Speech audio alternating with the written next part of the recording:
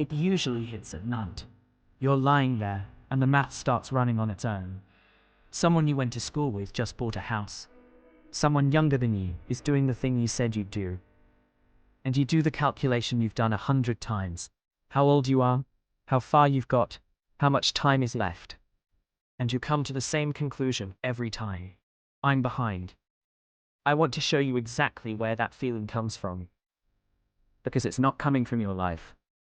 It's coming from a measuring stick somebody handed you, and you never once checked if it was real. There's a timeline in your head. You didn't write it. Career by 25, settled by 30, successful by 35, whatever that means. Nobody sat you down and taught it to you.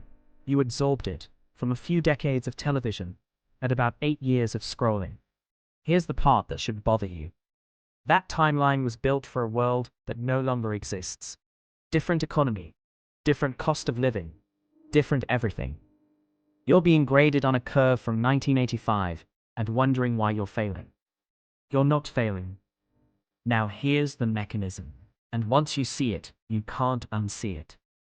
You compare your entire life to other people's highlights. Not their life, their edit. You know your 3 a.m. You know the doubt, the false starts, the thing you quit in month 2 that nobody knows about. That's your raw footage. And you're putting that up against a 2-minute reel of someone's best year. Of course you lose. You'd lose that comparison against anyone on earth, including the people who are comparing themselves to you right now. And some of them are. That's not a comforting line, that's just how it works. Somebody looked at your life this week and felt behind.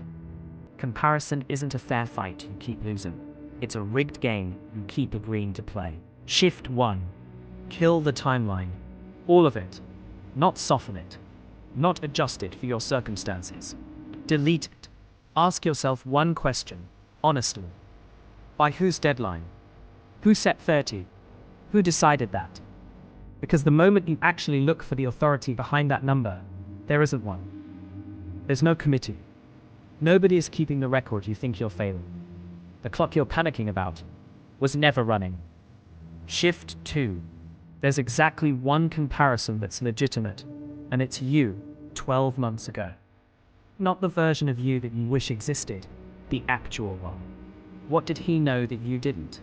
What was he tolerating that you don't anymore? What was he afraid of that you've since walked straight through? Most people can't answer that, and it's not because they haven't grown. It's because they never look backwards. They only ever look sideways at people running a completely different race, on a completely different track, with a completely different start line. Turn your head. Look at your own footage. You'll usually find you've moved further than you gave yourself credit for. And on the days you haven't, at least it's real information. Shift 3. Stop trying to catch up. Start compounding. Catching up is a panic response. It makes you take the loud shortcut, the fast bet, the thing that looks like progress and isn't. It's how people lose years trying to save months. Compounding is boring. It's the same standard held on an ordinary Tuesday when nobody's watching and nothing's happening. And here's what nobody tells you about it. Compounding is invisible for a long time, and then it's undeniable all at once. The people who look like they were suddenly successful weren't sudden. You just weren't there for the 4 quiet years. Be in your quiet years. Don't broadcast them.